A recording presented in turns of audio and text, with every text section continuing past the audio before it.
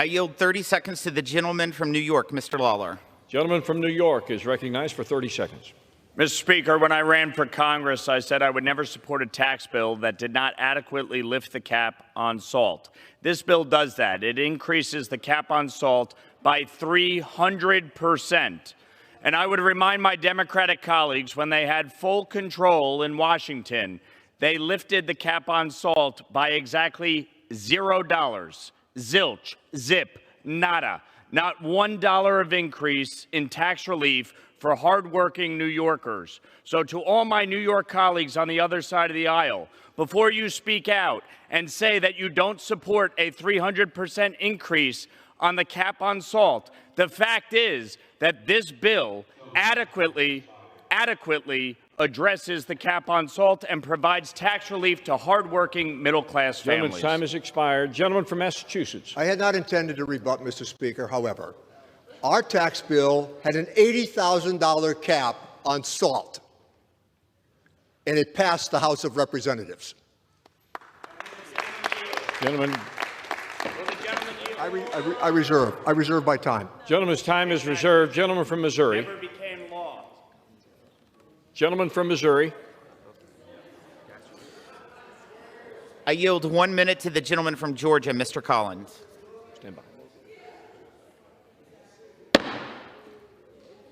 House will be in order. How many minutes? For him. No. Gentleman from Georgia is recognized for 1 minute. Thank you, Mr. Speaker. You know, as a small businessman who started his business career under H.W. Bush and operated that business all the way through all the administrations up to and including the Biden administration, I can unequivocally say that the Trump tax policies and the Trump administration was the best for small business, period. That's why I joined the majority of the Americans across this country to vote to make those Trump policies permanent. You see, it doesn't matter. If you have 2 college degrees, no college degrees, brown, black, white, Trump's policies lifted all boats. That's why I encourage my colleagues to join me, pass this bill, and vote for Main Street. Thank you, and I yield back. Gentleman from Massachusetts. I reserve, Mr. Chairman. Gentleman, time is reserved. Gentleman from Missouri. Thank you, Mr. Speaker. I yield 1 minute to the gentleman from Louisiana, Leader Scalise. Gentleman from Louisiana is recognized for 1 minute. Well, thank you, Mr. Speaker, and I want to thank my friend from Missouri for his leadership in getting us to this point. So many other chairmen will talk about that too, but I want to rise in strong support, Mr. Speaker, of this one big, beautiful bill. This bill that's going to deliver on so many promises that the American people asked us to do for them. You know, we have elections in this country, and we had an election that had a lot of crystal clear messages sent in November. And we had a contrast, maybe one of the sharpest contrasts between 2 candidates for president. And if you read this bill, and maybe some of my friends on the other side haven't read it by some of the comments they've made, because you would think it's 2017 all over again when you listen to the things that they said, the same things they're saying tonight that they said in 2017, none of which turned out to be reality. And so they had an opportunity to make their case for raising taxes on the American people. In fact, their candidate for president was for a lot of the same things they're for tonight. Letting the Trump tax cuts expire, to punish those middle-class and low-income workers who benefited the most from those tax cuts, benefited tremendously. President Trump said that he was going to lock those tax rates in, not giving all these tax breaks you're talking about to millionaires and billionaires, but in fact, to help the working families of this country who are struggling. They struggled after 4 years of the last administration. The weight of the failures of their policies that raised inflation, raised interest rates, made home ownership unachievable, made the ability to fill their own grocery carts unachievable. And President Trump said he would reverse it. How else did he say he was going to reverse it? President Trump said that we were going to produce more American energy. Now, the other side of the aisle has been very clear for years with an all-out assault on American energy. They've carried it out. They voted for it. They campaigned on it. And the voters rejected that false premise, that failed approach. Now, maybe they're upset that the voters said we want to produce more energy in America. But President Trump was crystal clear. You elect us, elect President Trump, elect a Republican House and Senate, and we will deliver for you. We will open up more American energy. From Anwar in Alaska to the Gulf of America. That's what he campaigned on. And maybe they're upset that he's actually delivering on those promises. And this bill delivers on those promises. A promise that will lower prices at the pump. When you go to the gas station, you'll be able to fill up your car. And so that's in this bill. But it also creates more jobs.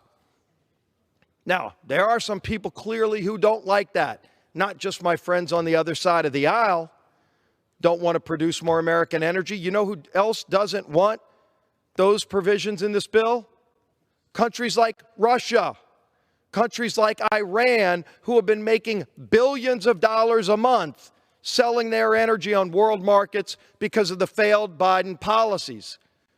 The policies that allowed them to enrich their countries and use that money for evil, to fund the war in Ukraine, to fund wars on terror around the world, terrorist organizations like Hamas and Hezbollah and the Houthis, funded by the billions of dollars a month that those countries got from selling their oil on world markets because America was shut down. Well, America will be shut down no more when this one big beautiful bill is passed into law, because we will be able to produce our own energy here in America. You know, my friend Chairman Smith worked incredibly hard to make sure that this bill delivers for the whole country to get economic growth again. You will see an American renaissance, a golden age in this country that we haven't seen in generations. Why would people vote against that? Who knows? Who knows? I mean, the press talks about the other side being a party in disarray, and maybe you're seeing on display right now why, when they are vocally opposed to these kind of policies that'll get the country back on track. Why do they say tax cuts for the millionaires, in the billionaires, when they know it's not true? I'll tell you why, Mr. Speaker. Because not only do they know that's not the case, but they know who benefits the most from this bill. You know, one of the great new provisions of this bill that President Trump campaigned on, that Chairman Smith made sure to deliver on, was no tax on tips. Now, the last time I checked, Elon Musk does not get paid in tips. But you know who does? A lot of hardworking people across this country. Any restaurant you go to, talk to the waiters and waitresses. Ask them about their hopes and dreams. Ask them about their families. And what would they do with just a little bit more money in their paycheck? Do you know, Mr. Speaker, that big provision that every Democrat is going to vote against?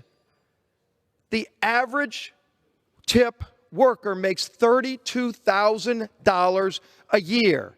And every Democrat will vote no on that benefit, while they hide behind the lie of the millionaires and the billionaires. Because they know that's not the case, but they also know if they're going to vote against every hardworking waiter and waitress who averages $32,000 a year, how do they get away with it? They've got to create some fake boogeyman that they can point to and say, gee whiz, look at the billionaire over there. As if class warfare, dividing Americans, is their way to try to get more power in Washington. How about we give people in America more power? Take it away from Washington. Empower the people in this country who have been struggling for too long. If you want to live the American dream, it can still exist. For a lot of people, they thought it was going away. President Trump ran and said, I will renew that promise. but it only happens if Congress delivers. Now, the other side will vote against it, every single one of them in lockstep. And they will root against the success of this bill. And then if it were to fail, they'd just go, look at that, the country's still in demise, because they were against it every step of the way. We saw this play out, by the way, in the State of the Union just a few months ago, right here in this chamber. And America watched in shock. They want to see us come together. Can't we at least come together on things we agree on? And so there stood President Trump right at that podium, Mr. Speaker.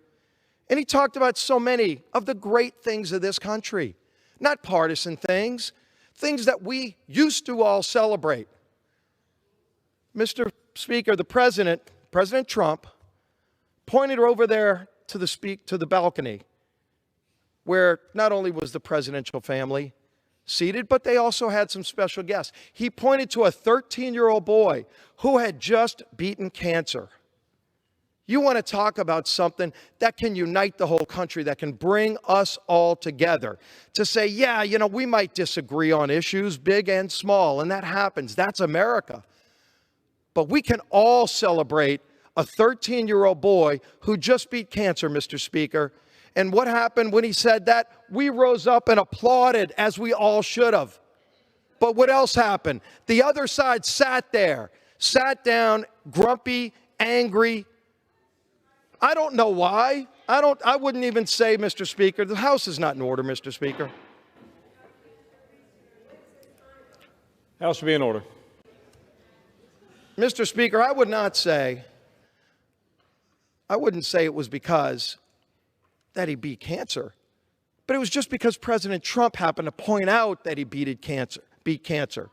We should not root for or against a person like that based on what President Trump says he's for. Just because the talking points of the party went out and said, anything President Trump's for, be against. That's not a party platform. This country wants direction. President Trump ran on a direction, and their party did too. Wasn't like it wasn't laid out in the campaign. President Trump said he would secure America's border. That actually was the number one issue all across the country. I got to go around to a lot of parts of this country. You hear from a lot of different people. You see what their hopes and dreams are, but you'll also see from them, and they'll tell you, what they want to see us come together and address. And it didn't matter what part of the country you went to. They all said, for goodness sake, can we secure America's border? Millions of people coming in illegally.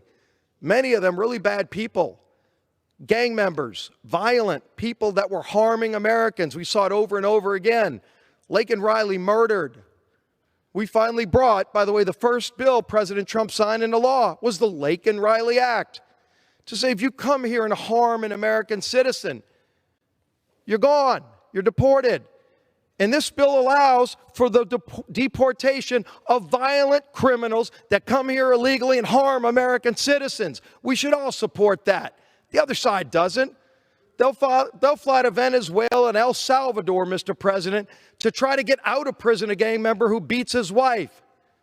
But in this bill, it allows President Trump to continue securing America's border. He's done phenomenal work on his own through executive action protecting America. But he needs money to build the wall. He needs money to let our Border Patrol agents have the ability to compete with the drug cartels of Mexico.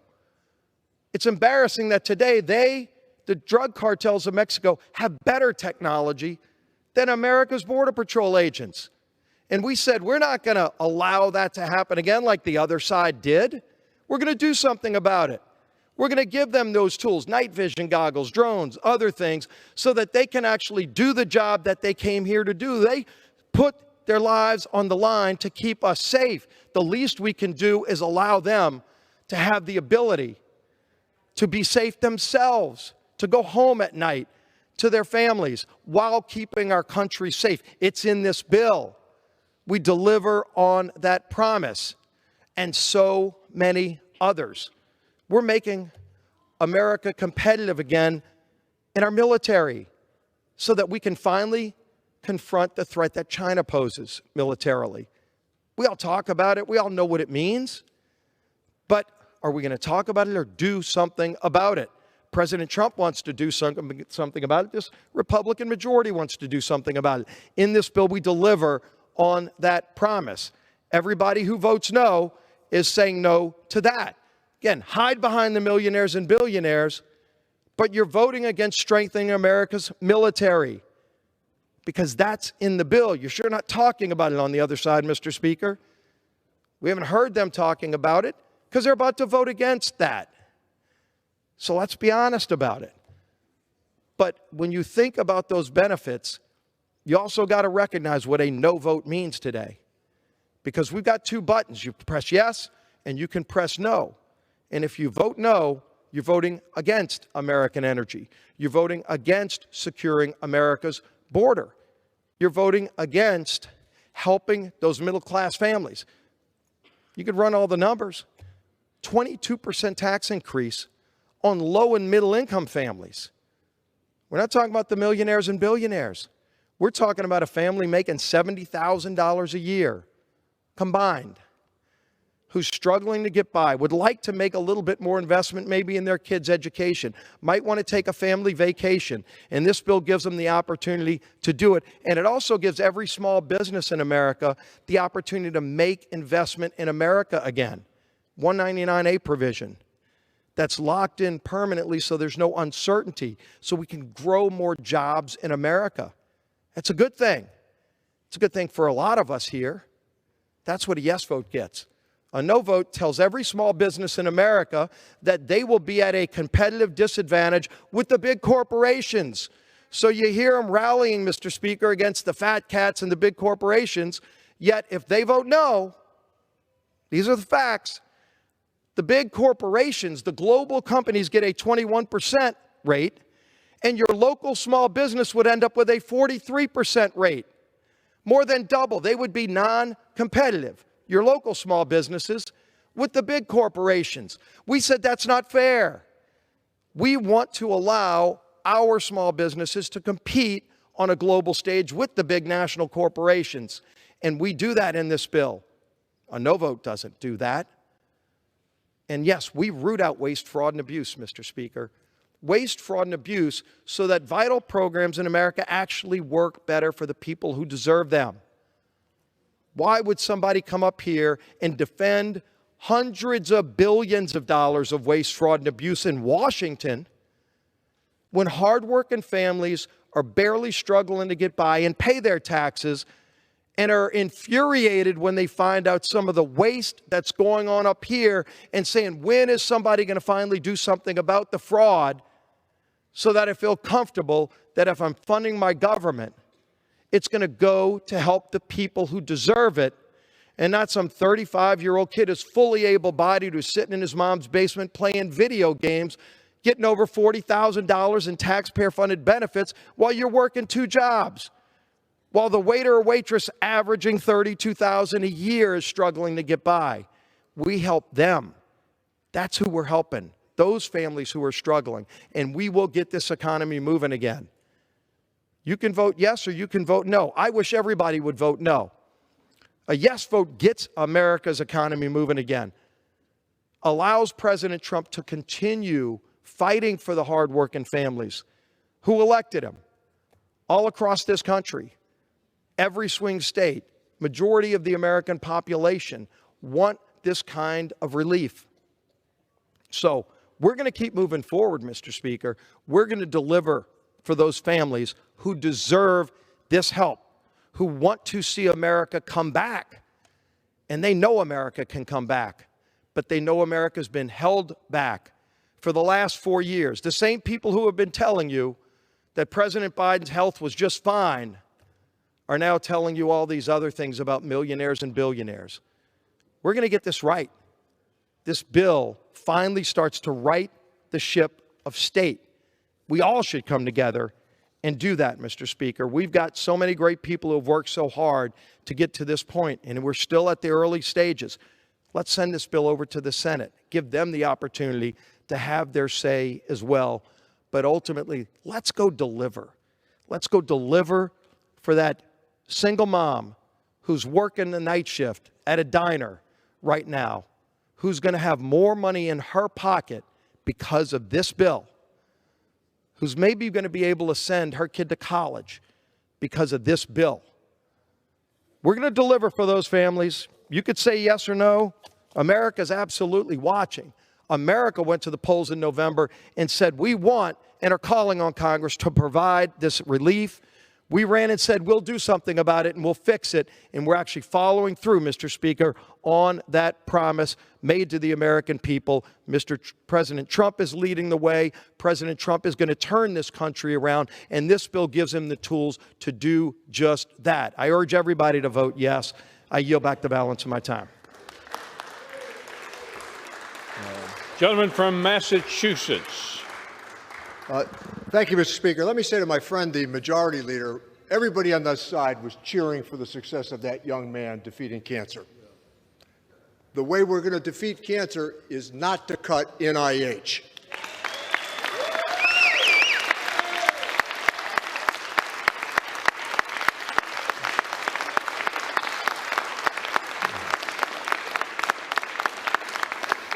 Let me yield the remainder of our time to the very capable and distinguished minority leader, Mr. Jefferies, for 1 minute. Gentleman from New York, the minority leader, is recognized for 1 minute. Thank you, Mr. Speaker. Let me also thank the distinguished gentleman from the Commonwealth of Massachusetts who's done a tremendous job leading the Ways and Means Committee on our side, Congressman Richie Neal. I also want to thank Ranking Member Brendan Boyle, Ranking Member Jim McGovern, all of the members of the Ways and Means Committee, the Budget Committee, the Rules Committee, every single member of the House Democratic Caucus who has stood on this floor, stood before the Rules Committee, participated in markups on behalf of the American people, in defense of the American people. Mr. Speaker, I rise today in strong opposition to this reckless, regressive, and reprehensible GOP tax scam. This is one big, ugly bill that House Republicans are trying to jam down the throats of the American people under the cover of darkness. This legislation will not make life better for the American people. The GOP tax scam represents an assault on the economy, an assault on health care, an assault on nutritional assistance, an assault on tax fairness, and an assault on fiscal responsibility.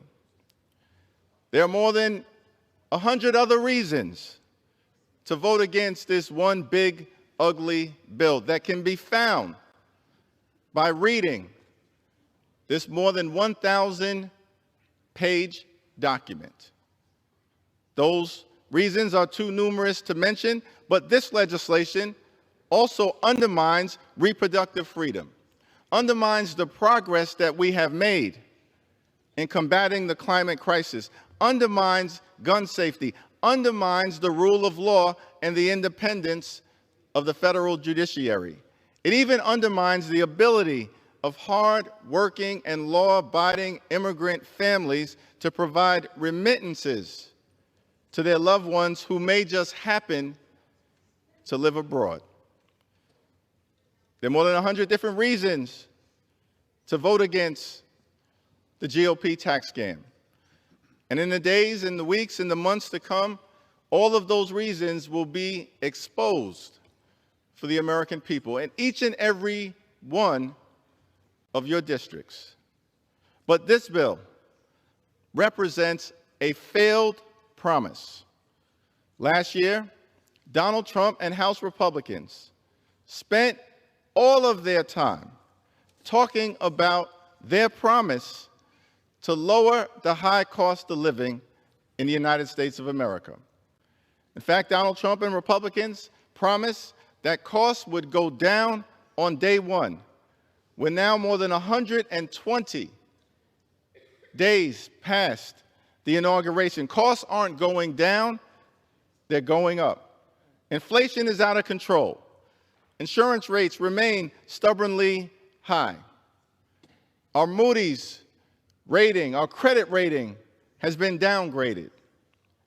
And you've got people losing confidence in this economy. Republicans are crashing this economy in real time and driving us toward a recession. But beyond that, costs are actually going up. The trade war that Donald Trump has recklessly launched, his tariff scheme, will raise the cost of goods and groceries and gas for everyday Americans. The Americans that you claimed you were going to help, but the Americans that you are clearly hurting. You've destabilized the business environment. Small businesses are at risk of closing. Farmers, small family farmers are in distress. Businesses can't invest. People are not hiring. You are actively crashing the economy, driving America toward a recession. You promise to lower costs on day one. Costs aren't going down, they are going up. Now, as House Democrats, we believe that we have to build an affordable economy for hardworking American taxpayers. We're committed to lowering housing costs and grocery costs and insurance costs and child care costs and utility costs. America, the wealthiest country in the history of the world, there are far too many people living paycheck to paycheck, struggling to make ends meet. Here in this country, no American should find themselves in that situation. And you promised that you would do something about it. But things are not getting better, they are getting worse. We could have partnered together to try to find a bipartisan path toward building an affordable economy for hardworking American taxpayers. But you chose to go it alone, to try to drive your extreme right-wing policies down the throats of the American people. And that's what this one big, ugly bill represents. Not simply a broken promise as it relates to your failures on the economy, and despite the gentleman from Louisiana trying to articulate all of the so-called successes that have taken place, we know that this presidency has already been a failure, filled with crisis and chaos, cruelty, and corruption. And the American people know it, which is why Donald Trump, at the 100-day mark, was the most unpopular president in American history. The American people understand. It's unfolding right before their eyes, no matter what kind of MAGA spin you try to put on the situation. And things are going to get worse. Why? Because of this big, ugly bill. Not simply an assault on the economy, a broken promise. It's an assault on the health care of the American people. You see, as Democrats, we believe in this country, health care is not simply a privilege. Health care is a right. And from Medicare to Medicaid to the passage of the Affordable Care Act and subsequently enhancing it, we've begun to move America to a place where every single person in this land could have access to the health care that they need to live a life of dignity and respect. At this moment in America, we have the lowest rate of uninsured people in our nation's history. But this GOP tax scam will reverse that with this assault on health care, the largest cut to Medicaid in American history. And here's what it will mean for the American people. Children will get hurt. Women will get hurt. Older Americans who rely on Medicaid for nursing home care and for home care will get hurt. People with disabilities who rely on Medicaid to survive will get hurt. Hospitals in your districts will close. Nursing homes will shut down. And people will die. That's not hype. That's not hyperbole. That's not a hypothetical. The people that you all represent have been writing to us to make that clear. Thousands of people who've written to us, everyday Americans, have made that clear. And let me just present a few of those stories into the record. I have type 1 diabetes and was diagnosed when I was 7 years old. I've had jobs with private insurance in the past, but I lost my job during the pandemic. With childcare becoming a major challenge, it made more sense for me to stay home with the kids, but that also meant losing my health benefits. Right now, we're all on Medicaid. It's crucial for me to stay alive and healthy. I need insulin and supplies to manage my diabetes every single day. Without it, I could die. That's Shauna, who lives in Arizona's 6th congressional district. My youngest son has leukemia. He was a self-employed handyman, and therefore he didn't have sufficient insurance. When the cancer became more debilitating, he could no longer work. He has undergone radiation, stem cell transplant, and then more radiation.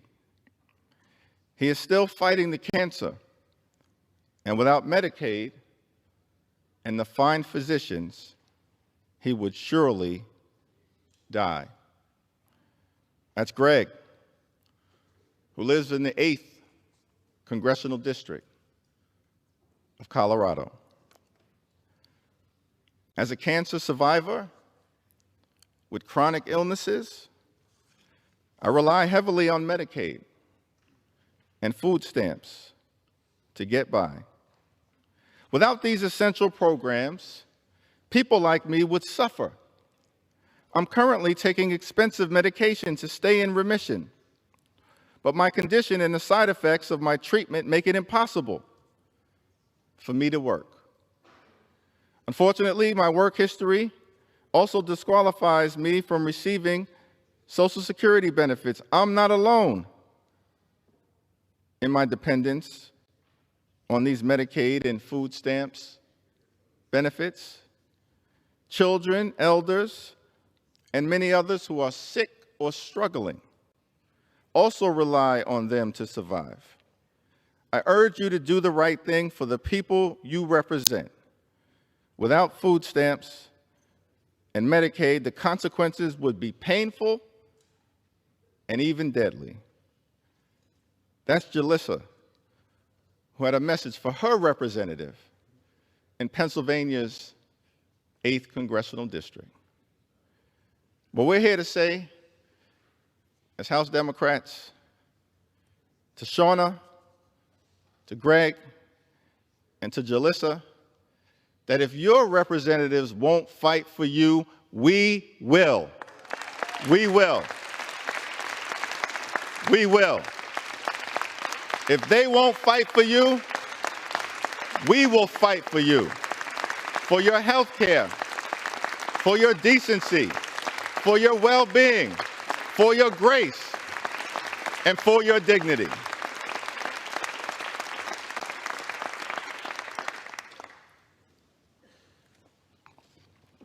Now, in addition to visiting the largest cut to Medicaid in American history, that's not enough for the MAGA extremists.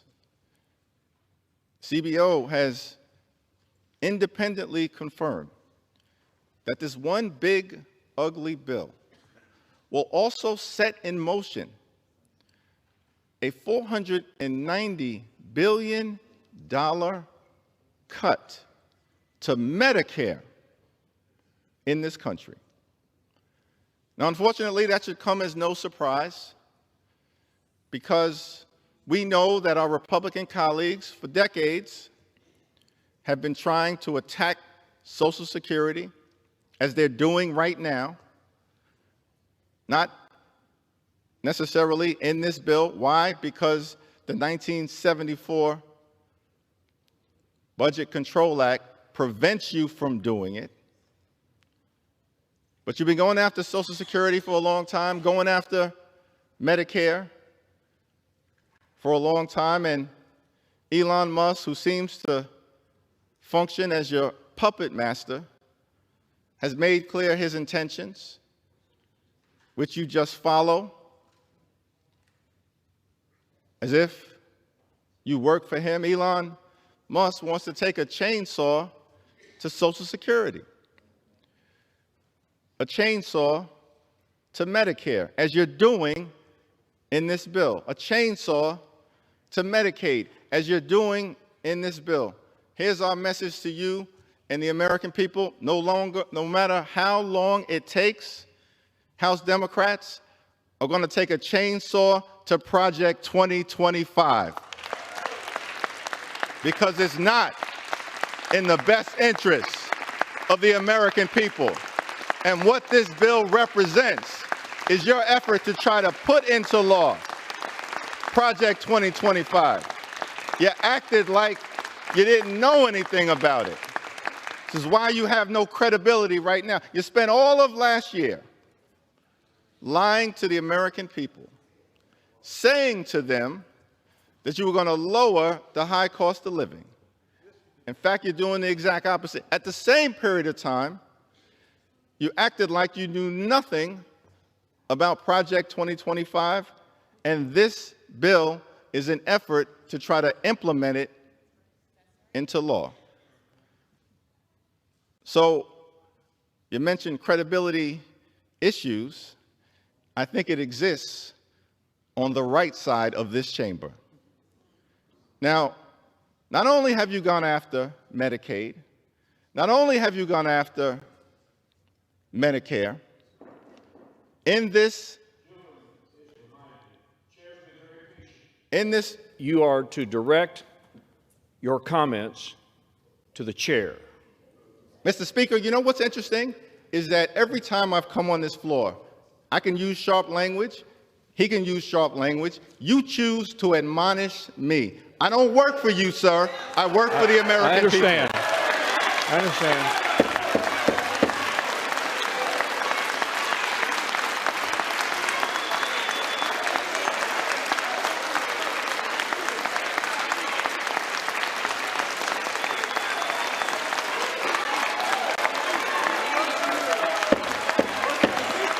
House will be in order.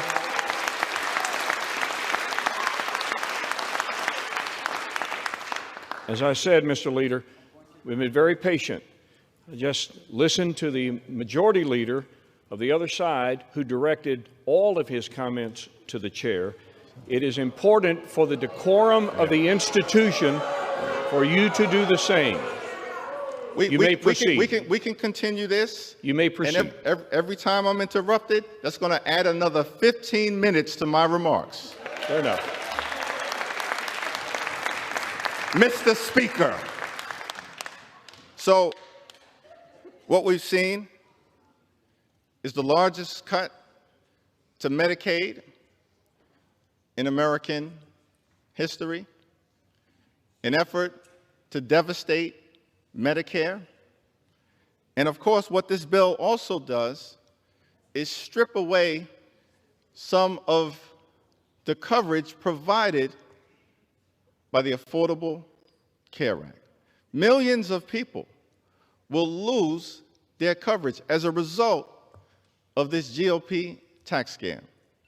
And so when you aggregate the assault on health care that's taking place, what we're likely to see is at least 13.7 million people are going to lose their health care in the United States of America. That's what we're fighting for. That's why we're a no, amongst several other reasons, on this bill. It's an assault on the economy, an assault on health care. It's also an assault on nutritional assistance. Now, in the 1960s, the American people were shaken up and disturbed by images that they saw after some investigations exposed the conditions of some people in America who were dealing with intense hunger in rural America, in under-resourced communities, in communities of color. Images of children with distended bellies, families rummaging through garbage in order to find food so they wouldn't starve. That's what eventually led to the creation of what is now the Supplemental Nutritional Assistance Program. Because the American people concluded that in this great country, not a single child should ever go hungry. That's our position. Apparently, it's not the position of my Republican colleagues. Because in this bill,